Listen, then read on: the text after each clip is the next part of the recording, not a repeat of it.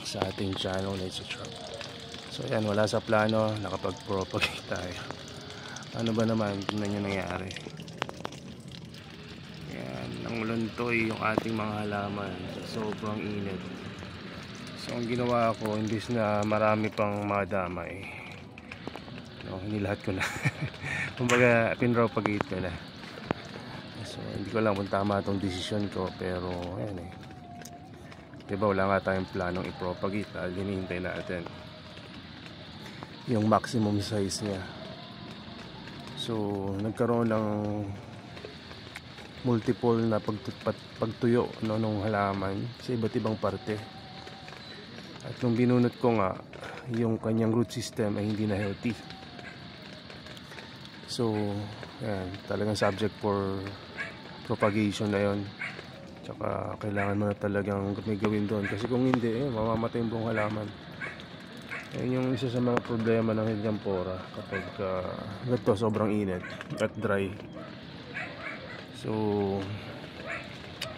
ang ginawa natin, yan, pinropagate natin ng ilan. Hindi ko na binilang kasi talagang ano lang, madalian na. Hindi ko na nga na-i-video kasi kanina nagdilig ako dito. Sobrang busy ko sa pag-aasikaso sa baba. Ayan, pag-akyat ko dito, medyo marami ng tag. Diniligan ko naman to kanina umaga, pero talagang napakainit talaga ngayon. Kaya talagang dry na dry, kaya pinropagate natin. So let's just hope na tama itong decision natin. Hindi ko pa ito natatry dati pa na mag-propagate ng Helianthera sa panahon na sobrang init. Kaya yan, so hopefully mabuhay sila. Alagaan ko na lang to sa dilig. Ang pinandilig ko na dito nung una ay yung top water nga, tapos pinanlawang ko ng reverse osmosis. Kumuha na lang ako dun sa inuman namin sa baba. No choice na eh. Ayan, kaya may mga rhizome naman yung mga tinanim ko na to. Kaya lang ang problema nito bukas pagka sumobra na yung init, ang gawin ko na lang siguro, diligan ko ng 2 to 3 times a day itong propagation natin, just to compensate dun sa mainit na panahon. So yun, huwag nyo gawin to na mainit ka magpo-propagate kasi hindi maganda to sa halaman eh. Pati yung mga new growth na malalaki, tingnan nyo, nanguluntoy. Kaya dyan ako nag-decide talaga na i-propagate na sila, kasi baka ako maalat eh. At nung tinignan ko nga sa root system, itim na yung root niya, hindi na siya yung puti na healthy. Although may mga iilan na mga bagong tubo, hindi enough yan eh para i-sustain yung healthy growth. Kaya pala dapat pag nire-repat ng Helianthera, isabay mo na yung propagation kapag ayun, pagka po pwede na. Tsaka pag nagalaw mo yung roots, ayun yung gusto kong sabihin. So yun. Mayroon pala tayong an experiment ngayon, dahil yung ilan na mga root system walang feature ako ng pagkaputol ko. Walang feature. So ito yun, dalawa. Tingnan natin kung mabubuhay ito. Ito yung isa. Ayun yung isa. Ayan. So may rhizome dyan. Tingnan natin kung mangyayari yung nangyari dito. Ito pala yung update dito sa rhizome natin na tumubo. May ilang na growth point na 1, 2, 3, 4. Hopefully karamihan sa kanila tumuloy. Kaya lang itong bandang taas yung naninilaw, medyo malabo yan. Pero sana nga tumuloy. Pero at least may tatlong medyo green. Ayan, no? So talagang gusto ko itong parang may Helianthera na. Kaya lang ngayon, natuyo ngayon. Kaya pinropagate natin. Yung mga nakatanim dito ng mga seedlings, tinabunan ko na kasi wala eh. Wala akong ibang pagtatanim. Mabubuhay naman yan. Mga seedlings ones na naarawan naman yan, lalagyan ng liwanag. Tutubo na rin yan, paangat. So yun, yun lang muna. So ito siguro yung sa mga pinakamait video na ginawa natin ngayon. Ano pa bang update natin para may dugtong tayo. Ayan, diba? Natanda nyo, nag-pesticides tayo dyan kasi may nakita rin tayong peste.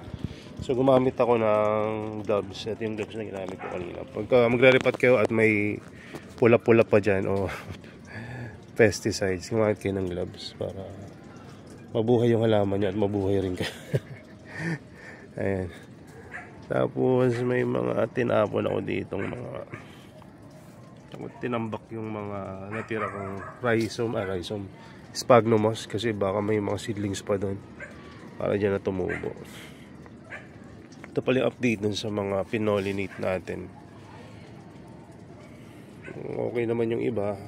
I think hindi lahat magiging successful yung pollination natin, pero at least kahit ilan yung piraso siguro may maging successful. Dito yung medyo mataas yung kumpiyansa ko kasi medyo maganda yung lagay na ito mga ito kumpara dito sa dalawa.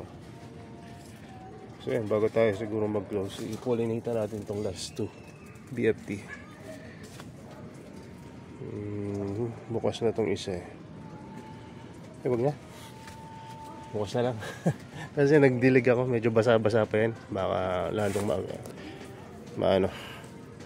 lalong mapasama. So yun lang, baba na tayo. Saan ba yung bang cellphone ko? So bulsa ko na.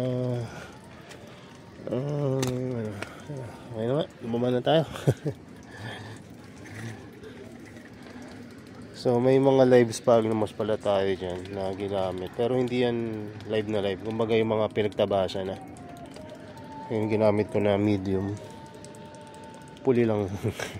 Hindi humangin na malakas bukas, mahulog yung mga tinanim natin.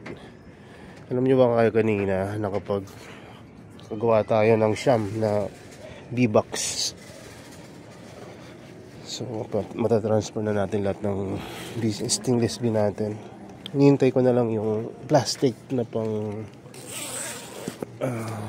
separate para mai-transfer na natin. Kasi ito yung mga propagation pala ni Mrs. ng live sphagnum moss. So wala pa kaming tubig na mapandidilig, kaya kinobera na lang namin lahat. Ito pa iba. So ito pa yung hindi pa naitatanim at may paparating pang 40 kilos. So after 2 weeks mo na kukunin yun kay Ma'am Dozena kasi wala pa akong pandilig eh. So ay pag-swap lang ako. Kaya ako nakabili ng sphagnum moss. So ito yung mga nagawa natin B-box. Ito na rin binidyo kasi hindi ko naman alam kung magbibideo man ako dapat quality. So tsaka yung kumbaga may matututunan yung ito kasi gumawa ako ng B-box beehive ng wala pa akong previous knowledge sa paggawa sa YouTube lang. Tapos tingin-tingin sa mga design ng mga nasa FB.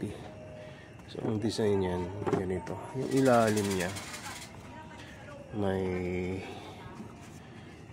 pakita ko na sa inyo. Yan, yung ilalim dalawang plywood, wala na nung bukas na nga lang. Hindi ko na didiretso natin tong video bukas. Lobat na rin to sa cellphone ko pala. Wala tayong ilaw. Meron yata tayong ilaw dito. Wait lang. Nawala na yung flash ng ating yun. Pero mo yan. So ayan, yung ilalim na ito ganito. Since ayaw ko na bumili ng plywood,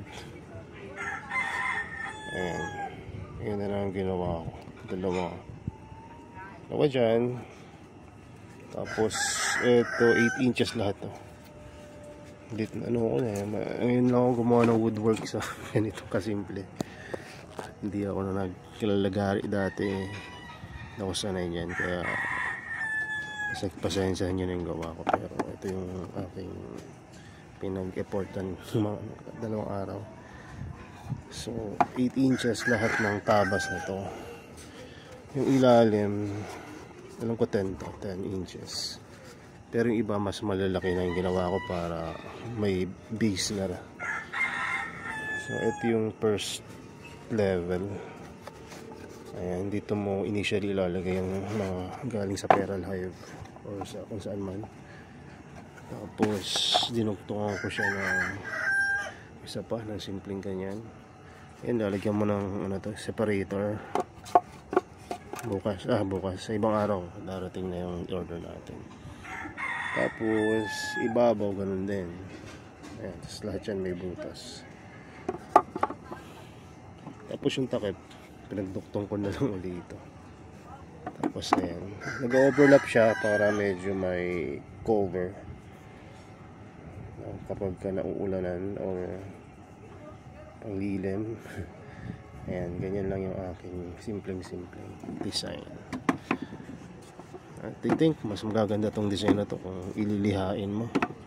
Kaya lang wala naman akong wood sander ba yung tawag doon. Tapos mas maganda rin kung kinat mo to ng yung jigsaw para talagang pantay na pantay. Kasi itong binarayan ako lang sa ikot-ikot ko. Ayan, ayun lang yung aking pinagkakabala. Ayan. So, yun lang. Kung interested kayo paano yung mga ginagawa natin dito sa pag-aalaga ng stainless steel, mag-message lang kayo. Gagawa natin ng mga video. Ngayon, medyo nahiya pa ako gumawa kasi totally beginner tayo. Ngayon lang tayo nag-alaga ng stainless steel. Tapos, next month, nag-register na ako ng training. Sana matuloy yan. Para makapag-training na tayo ng formal. So, yun lang muna. God bless and bye-bye.